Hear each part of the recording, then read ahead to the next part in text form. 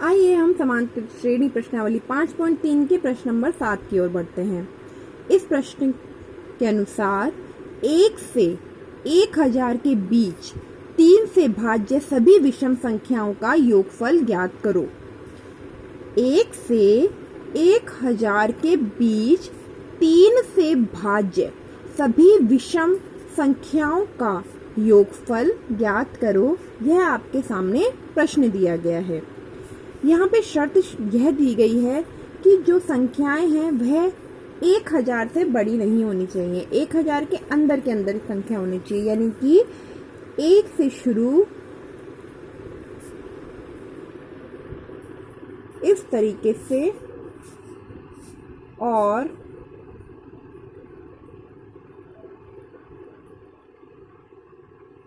1000 पर खत्म।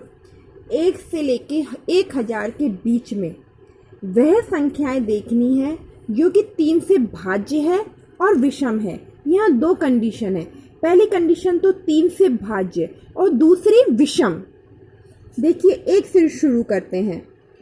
1 3 से भाज्य नहीं है, 2 3 से भाज्य नहीं है, 3 3 से भाज्य है और यह विषम भी है। 4 3 से भाज्य नहीं है क्योंकि 4 3 के पहाड़े में नहीं आता। 5 3 से भाज्य नहीं है क्योंकि यह 5 3 के पहाड़े में नहीं आता। 6 3 से भाज्य है लेकिन 6 एक सम संख्या है, इसलिए हम इसको नहीं ले सकते। आगे बढ़े तो 7 8 और के बाद आता है 9। 9 एक विषम संख्या भी है और 3 के पहाड़े भी आता है। देखिए पहली संख्या तो हो गई 3, दूसरी संख्या हम ले सकते हैं 9 क्योंकि 9 विषम भी है और 3 के पहाड़े में भी आता है।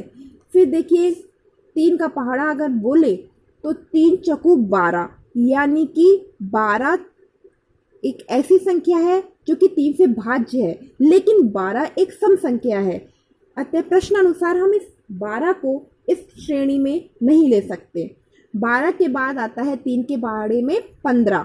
15 3 से भाज्य भी है और एक विषम संख्या भी है, इसलिए 15 को हम इस श्रेणी में ले सकते हैं। 15 के बाद आता है 3 6 18। 18 सम है इसलिए इस श्रेणी में नहीं ले सकते। 3 6 18 के बाद आता है 3 7 21। 21 विषम है और 3 से भाज्य है अर्थात 3 के पहाड़े में आता है, इसलिए 21 इस श्रेणी में ले सकते हैं। इस तरीके से हम आगे बढ़ते जाएंगे। हम यह देखेंगे इस श्रेणी का अंतिम पद कौन सा होगा। देखिए 1000 के बीच की संख्या हमें प्राप्त करनी है, तो अंतिम पद यहाँ पे 1000 है। हम जानते हैं 1000 में 3 का भाग नहीं जाता। 1000 से पहले आ रहा है 999। हम देखेंगे कि 999 3 से पूरी तरह विभाजित है, तो 999 को हम इस श्रेणी में ले सकते हैं। ठीक है, तो इस तरीके से हमें एक समांतर श्रेणी प्राप्त हो गई जिसका प्रथम पद 3 है, अंतिम पद 999 है और इस श्रेणी के सभी पद 3 से भाज्य हैं और विषम भी हैं। प्रश्न में वह यही कह रहा था कि 3 से भाज्य व सभी विषम, तो यह सभी 3 से भाज्य है और विषम है।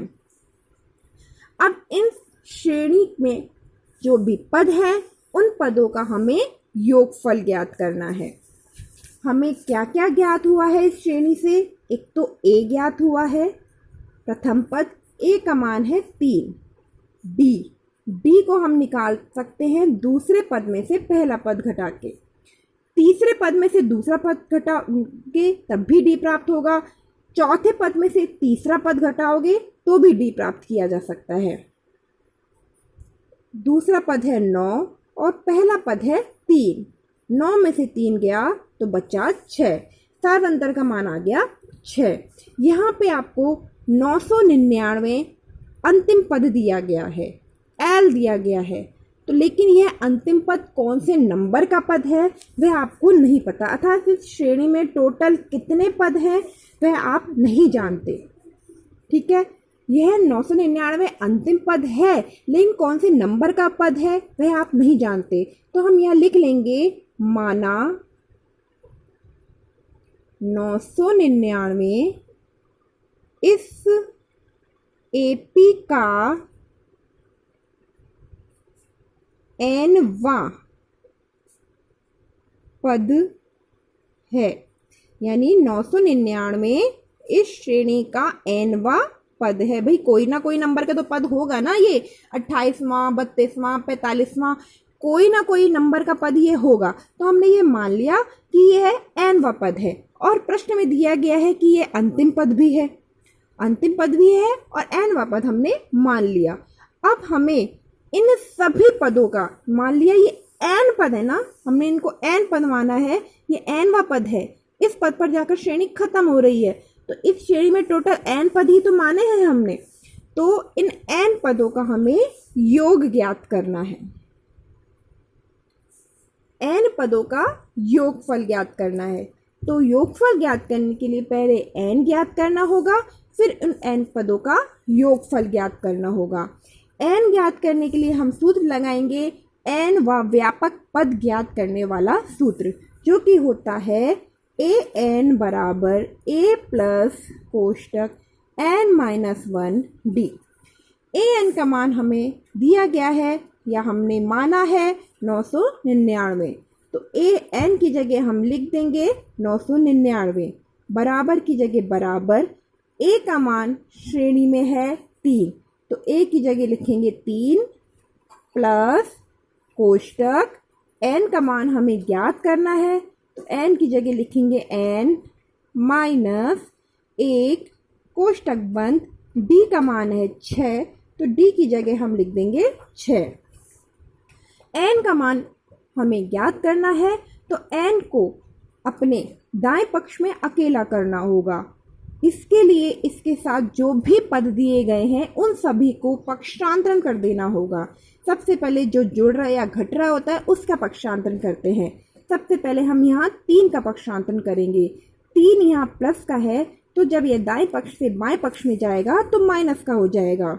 बाएं पक्ष में 999 ऑलरेडी है, 3 जब बाएं पक्ष में आया तो हो गया माइनस का, बराबर यहाँ बच गया n-1 6।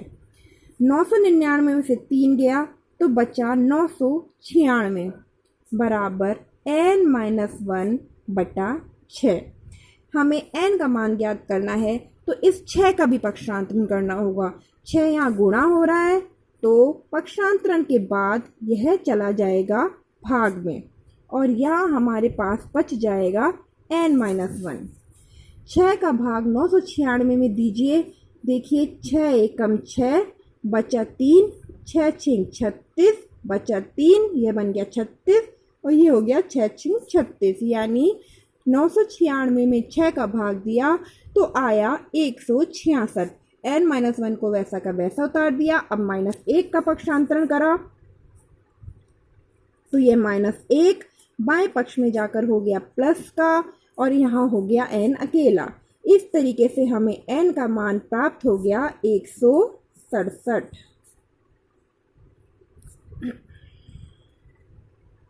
यानी कि यह जो श्रेणी है उसका 999 में 167वां पद है, यानी इस श्रेणी का 167वां पद है 999। 999 अंतिम पद भी है, इसका मतलब इस श्रेणी में कुल पदों की संख्या है 999। एपी में कुल पदों की संख्या है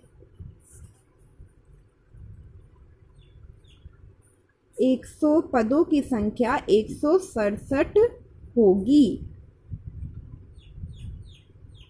और इसका अंतिम पद 999 होगा। अब हमें इस श्रेणी के 167 पदों का योग ज्ञात करना है। इस श्रेणी के हमें 167 पदों का योग ज्ञात करना है। वह यही कह रहा था ना कि 3 से 99 के बीच में जितने भी पद हैं उन सभी का योग ज्ञात करो, और हम जानते हैं कि 3 से 99 के बीच में टोटल ये 3 और 99 समेत 167 पद हैं। तो सूत्र लगाएंगे, क्योंकि हमें अंतिम पद ज्ञात है इसलिए अंतिम पद वाला सूत्र लगाएंगे। n पदों का योग बराबर n बटा 2 कोष्टक a प्लस l। हमें 167 पदों का योग निकालना है, तो 167 बटा 2, a का मान है 3 और l का मान है 999। f 167 बराबर 167 एक विषम संख्या है, इसलिए 2 का इसमें पूरा भाग नहीं जाता, इसलिए हम 167 बटे 2 को वैसा का वैसा उतार लेंगे और यहाँ 999 में 3 जोड़ा तो आया 1002। f 167 बराबर 167 बटे 2 गुणा 1002। हमने कोष्टक हटा दिया, बीच में गुणा का चिन्ह है तो तिरछा अंश को हर से काट सकते हैं। 2 एकम 2, 2 पंजे 10, 0, 2 एकम 2। यहाँ हम लिखेंगे f 167 बराबर 167 गुणा 501। अब 167 को 501 से गुणा करेंगे तो हमें इस श्रेणी के 167 पदों का योग प्राप्त हो जाएगा। गुणा कीजिए।